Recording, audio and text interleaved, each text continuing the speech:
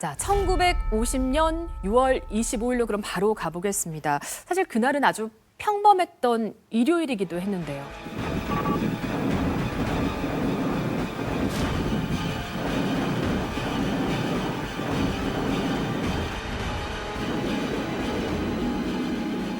실제 공격 개시 암호명이 네. 폭풍이었다고 합니다. 아, 정말 폭풍 전야에 새벽부터 폭풍이 몰아치는 거예요. 그리고 실제 그렇게 했죠. 3일 만에 서울이 함락당하는 네. 것까지 정확하게 기억을 하잖아요. 이게 충격적이지 않습니까? 3일 만에 다 함락이 당해버렸다는 게. 체급이 좀 달랐다? 이렇게 또 봐야 될까요? 병력상의 차이도 컸잖아요. 초창기 이건 에피소드예요.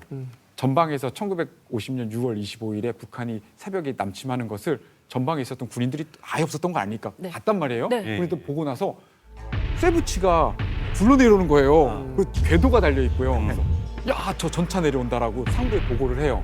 근데 나중에 알고 보니까 이거는요 자주포예요. 자주포라는 것은 원래 포가 이렇게 쏘는 걸 포라 그러고요. 직선으로 나가는 걸 전차라고 우리가 보통 표현하면 되고요. 구분을 못하는 거예요. 처음 봐서 이제 구분을 못한 거예요, 우리 군인들도. 당시 얘기로는 우리 군 내에 전차를 직접 눈으로 본 사람이 얼마 없었다라고 하거든요.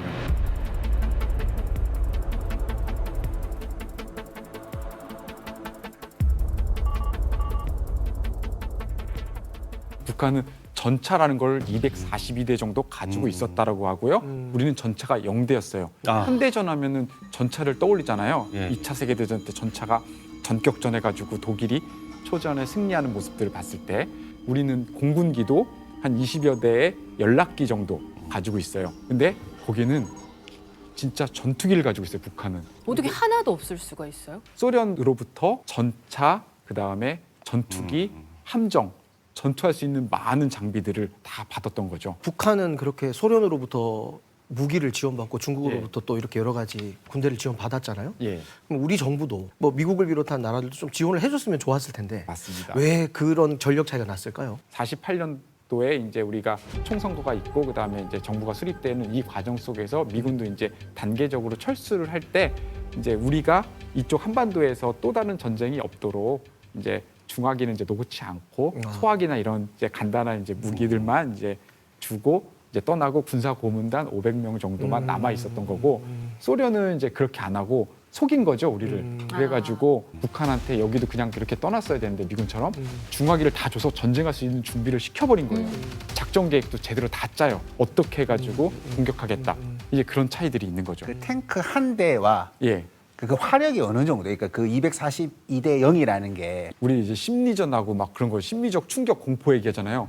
전차가 나타난 것만으로도 도망가요 사람은. 구구구 굴러온다고 생각해 보세요. 저희가 무너지는 거예요 심리적 공포 때문에. 야 우린 없는데 쟤는 갖고 있잖아요. 그것도 엄청 큰 거예요. 우선 기본적으로 이거고요. 소총이나 소화기 가지고 대응 훈련을 해요. 그러면은 전차 장교 그 기갑 장교들은 이야기해요. 너희들은 이미 2km 전방에서 너는 다 죽었다. 그 쏴버리는 거예요. 1, 2km 전방에서. 그럼 1km 전방에서만 쏴도 이 차이가 나는 게 소총의 사거리는 얼마 안 돼요. 200~300m를 우리가 기준으로 우리가 유효 사거리를 잡고 있잖아요. 그 전차는 1km 전방에서 포를 쏴가지고 아군의 진지를 그냥 쏴버리는 거예요. 그러면 뭐 일개 뭐 중대 이런 거는 쉽게 전차로 무너뜨리는 거죠. 탱크 앞에서 1, 2km 전방에서 계속 총만 쏘고 있을 수는 없잖아요. 그래서 교과서에서 배운 유엔군 있지 않습니까? 예. 유엔군은 언제부터 이제 참전을 하게 됩니까? 사실 이제 안전보장이사회에서 만장일치가 되어야만 이렇게 참전을 할 수 있는데 당시 이제 소련이 우리 입장에서는 참으로 다행으로 중국 관련 문제로 불참한 상태였기 때문에 이렇게 파병이 진행이 되었고 이것이 이제 대한민국에게는 천운이 되어서 이제 이 낙동강 방어선을 중심으로 마지막 이 부분을 지킬 수 있었다. 근데 이렇게 유엔군이 또 지원을 합니다만 북한 입장에서는 그 전에 뭔가 이 승산을 봐야 됐기 때문에 그때부터는 속도가 좀 더 빨라졌을 것 같아요. 한번 지도를 보면서 괜찮으세요? 지도를 보면서 한번 설명해 보도록 하겠습니다. 서울을 3일 만에 함락하고 나서 이제 무서운 기세로 이제 남하를 하기 시작합니다. 우리 한반도 지형은 산지가 많기 때문에 막 전차가 기동할 수 있는 그런 것은 아니에요.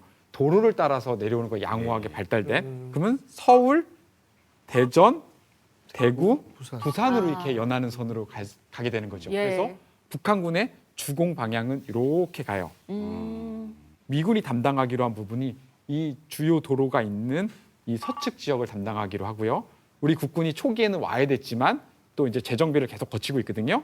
그러면서 이제 이 중동부 이 산악 지형을 막기로 해서 서로 방어선을 중간중간에 두면서 막아보려고 해요.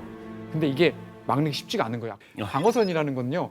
서로 간에 옆에 사람을 믿는 거예요. 그래서 이 어깨와 어깨가 딱 맞닥뜨렸다고 생각하면 돼요. 근데 그 맞닥뜨렸는데 내 옆에 있는 친구가 만약에 여기가 딱 뚫렸다. 그러면은 내 측방이 후방이 노출되는 거거든요. 그럼 다시 전선을 조성할 수밖에 없어요. 근데 우리가 이렇게 해서 밀렸다라고만 생각하면 되는 게 아니라 이 기간이 상당히 시간을 길게 가져가요. 우리가 그걸 우리가 지연전이라고 하는 부분이에요. 어떻게든 버티는 거군요. 그렇죠. 공간은 순차적으로 내줄 수밖에 없어요. 예. 근데 천천히 내주면서요. 뒤에서 시간을 준비를 버는 하는 거예요. 거죠, 예. 후방에서. 준비할 수 있는 시간을 번다. 미군이 들어오는 거예요. 유엔군이 들어오고 유엔군이 병력만 들어오는 게 아니라 장비를 가지고 같이 들어와요. 무기랑.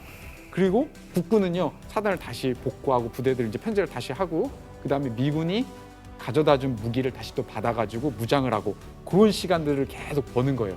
그러면서 이제 우리 지역에 있는 경북 우리 낙동강 방어선까지 내려오게 되는 게 되겠습니다.